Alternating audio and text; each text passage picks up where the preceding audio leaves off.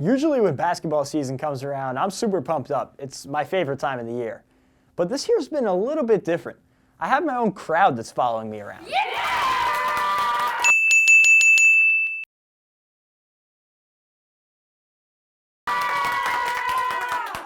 At first it was cool, having a group of people, playing some catch, singing songs together. We're halfway there. Whoa! Living on a prayer. The issue is they won't go away. Everywhere I go, they just keep following me. Now, they started to make chants for every single thing I do. You can't do that. You can't do that.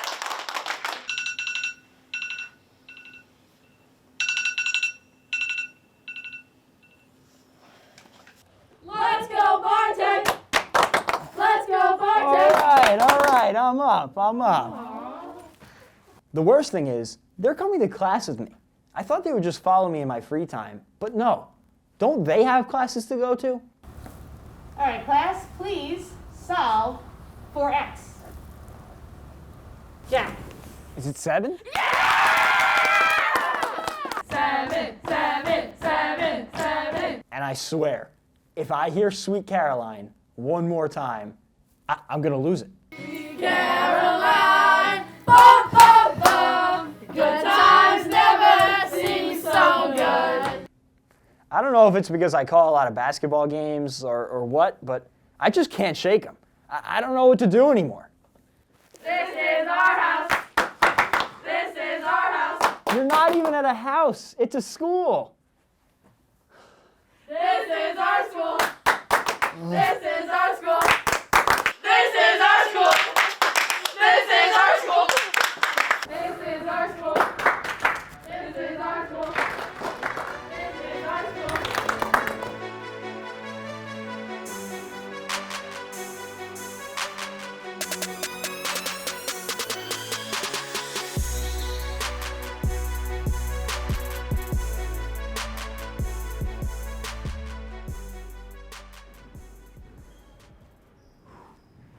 Okay, I think I lost him for a second.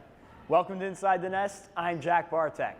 On Wednesday, the men's and women's basketball teams made their way back to the Panzer Athletic Center for their conference home openers, welcoming Ramapo to town.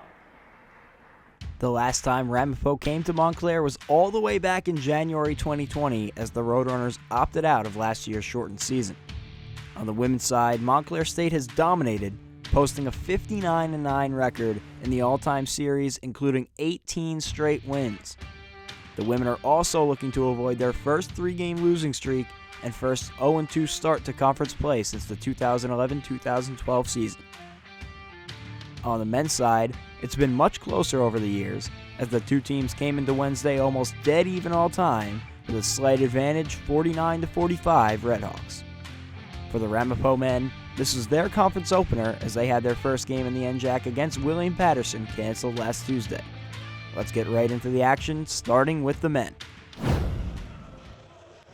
Panzer Athletic Center is rocking as the 3-2 Redhawks take on the 1-3 Ramapo Roadrunners in their second NJAC matchup of the season. Jumping to a minute and a half into the game, Steve Bremen finds Irving Callender at the top of the key, who nails the three to put MSU up 7-2 early in the game. 7 minutes later, with Montclair up 20-14, Keon Price hits back-to-back threes on MSU's possessions to extend their lead to 26-17. With just over a minute to play in the first half and the game tied, Amari Mills missed to the wide left with the three, and Steve Bremen puts it back for an easy layup, which puts Montclair up 49-47 near the end of the half. From there on out, MSU wouldn't look back as they dominated the second half, outscoring Ramapo 42-28. Highlighted by this shot from Devin Cooper at the end of the game. He hits a deep three with the shot clock expiring to put the game away and allow Montclair to go on to win 94-76. Montclair State wins their fourth game of the season and improves to 1-1 in NJAC conference play this season. So I give all the credit to my team for that. They attack the gaps, and we practice just one dribble, hit the open man in the open spot. So that's all I kept doing. They kept hitting me in open spots, and I just kept knocking them down tonight. We're just going to lock down. We're going to play our basketball. We can't let anybody speed us up. We're going to speed up the next team. We're going to always play our game and then take a game at a time. That's it.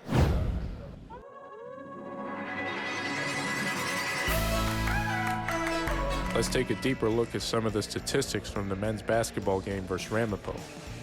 4. That's the amount of points MSU was leading Ramapo by at the half. When leading at the half this season, MSU is 4-0.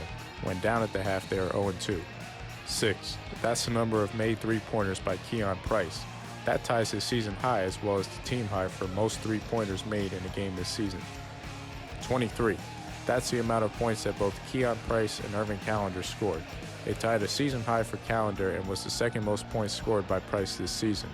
The Redhawks are 2-0 in games where both Price and Callender scored 20-plus points. 35. That's the amount of points Montclair State scored based on Ramapo turnovers. That's the most points from turnovers MSU has scored in a game in the Coach Potts era. 50. After their latest win against the Roadrunners, the men's basketball team now has 50 career wins against Ramapo College in its program's history.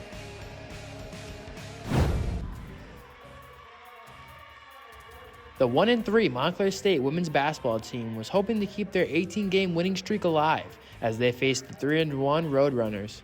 We go to the third quarter, and bad transitional defense from the Redhawks leads to a Shannon Burns basket for Ramapo. Under a minute to go in the game, Ramapo up 64-62. Kendall Hodges is called for a late foul as Jada Thompson is driving to the hoop. Thompson wasn't finished as she gets the offensive rebound from Megan Duffy and draws the foul. That's hustle, and that's the game. MSU loses 73-66 and falls to a record of 1-4 with a conference record of 0-2. We're the team in the conference that's known to have heart, and we like to fight. So I think the way that we came back after this, after being down for so long, and we were down the whole game until the fourth quarter. So to battle back, it just showed a lot of heart, and this was the team that I really know. So it was hard, but there were so many positive things to leave from this game. So we all left the locker room with our heads high. It was a loss, but it was more of a lesson than a loss. So we're fine. We'll be good this season. We're fine. We're so driven right now and so ready to fight. If you're ready to play us, then it's scary. We're going to be scary, yeah. One stat that stands out from the Montclair State box score is minutes played. All 5 starters for the Redhawks played over 30 minutes each. On top of that, both Sanaya Myers and Kelly Smith did not play, which limited the Redhawks bench to only Trinity Stackhouse and Riley Mulligan, who both played around 20 minutes each.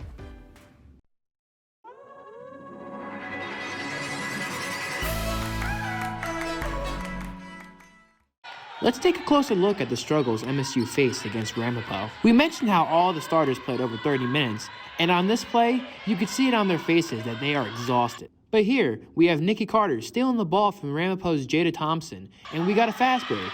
But here is where the stamina factor comes into play. Ramapo was able to get back on D and shut down the fast break. Meanwhile, for MSU, they only had one player who tailed Carter, and it was Trinity Stackhouse, who came fresh off the bench. Even still, Carter drives into the lane, and on a 3-on-1, she ends up bobbling the ball, and you can see the disappointment on her face. Here's another play that sent Coach Harvey into a frenzy. Late in the fourth quarter, Julia Sutton drives in and goes for the layup, and right here, there's clear contact from both Olivia Johnstone and Allie Wickersheim, but the refs didn't blow the whistle. You could see the Redhawks were waiting for it, but nothing happened, which caused them to scramble on transition defense and was forced to foul.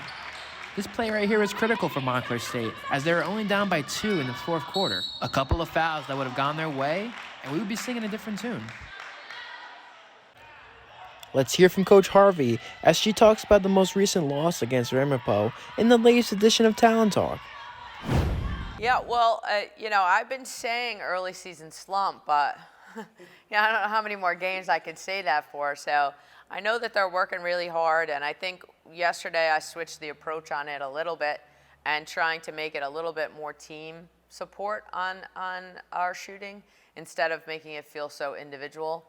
So we're doing a few different things in drills to try to make it feel a little bit like less pressure on one or two in particular. But yeah, we got to get those shots to fall. I mean, that's a big part of what we do, and we're struggling so much from shooting the 3. So it's definitely hurting us. And I mean, we let up 39 points in the first half, which is a crazy number.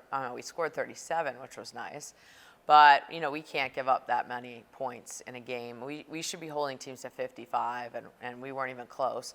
Now, Ramapo played unbelievable, and they're leading the conference in offense and three-point shooting. So, I mean, they hit threes. We were in their face, and they knocked them down. So I think that they played really well. I don't want to take any credit away from them, but I do think that we have to step up our defense a little bit and got to be able to defend a little bit better than that. On Saturday, the Redhawks took to the road, continuing their conference slate against TCNJ. It was a great day of basketball as the women started it off with a barn-burner 60-54 victory, and a much-needed one at that. Nikki Carter dropped 29 points, only 4 shy of a career high, including some big free throws at the end to ice it. The Redhawks' first conference victory of the season, they improved to 2-4 overall. It was a tough game to top, but the men did just that, giving us a 2-overtime thriller, which they would unfortunately drop 88-87. Devin Cooper and Irving Callender led the way for the Redhawks with 26 and 24 respectively, but it wasn't enough to stave off a 37-point outburst from TCNJ's Anthony DeCaro. The men fall to 4-3 on the season. Both teams return home to the Panzer Athletic Center on Wednesday night to take on William Patterson in the Route 46 rivalry.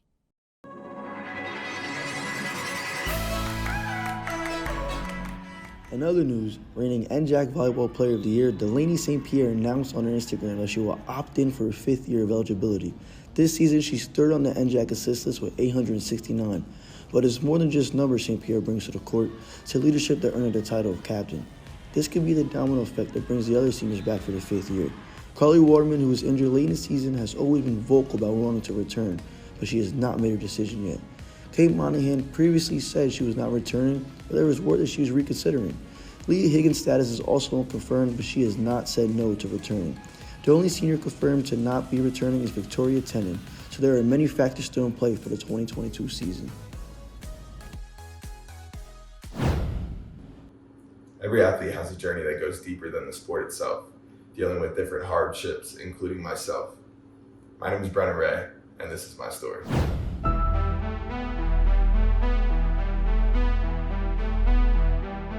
Keep pounding. Keep pounding. Keep pounding. Keep pounding. Keep pounding. Keep pounding.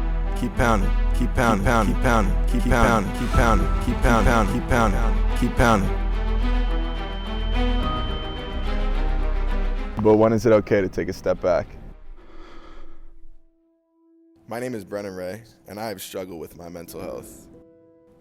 It is hard to admit when you're stuck at the bottom of life and feel there is no way to climb out of it. As a male athlete, I've always been told to keep pushing myself to my own personal limits, but sometimes it's needed to take a step back. Ever since we were young, we were told to tough it out, be a man, keep going. But when do we ever put our mental health first?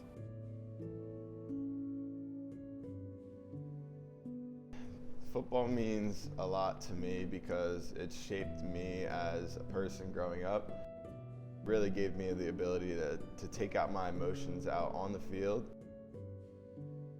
I've been playing it for 16 years now, and it's just very peaceful and a form of meditation. Coming into college, being an athlete, coming into school, not really being around the size that I should have been, and really being down on myself for that, knowing that I could get bigger, could get faster, could get stronger, but being in that position at that current moment, knowing I had to work harder, and it took a toll on myself.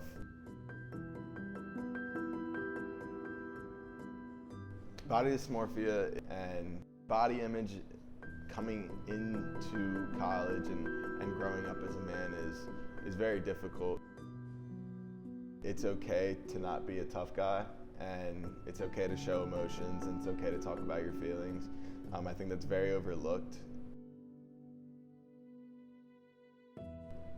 Mental health is a hard subject to talk about, even myself. I catch myself wanting to talk about things that are bothering me, but bottling up inside of me. Being a man and being a college athlete, it's even harder to talk about.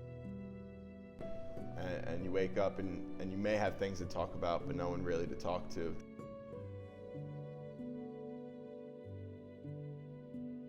I have things that go on and things that bother me mentally that I use football to, get away from, or I use the gym to get away from. It's okay to hold yourself to a high standard, but you also have to understand that you're right here, right now, and you have to be where your feet are. You can only do so much. Take a deep breath, be where your feet are. If I were to give advice to anybody dealing with mental health, playing football or not, don't fight your demons alone. Make sure you get your help. Make sure you get your help.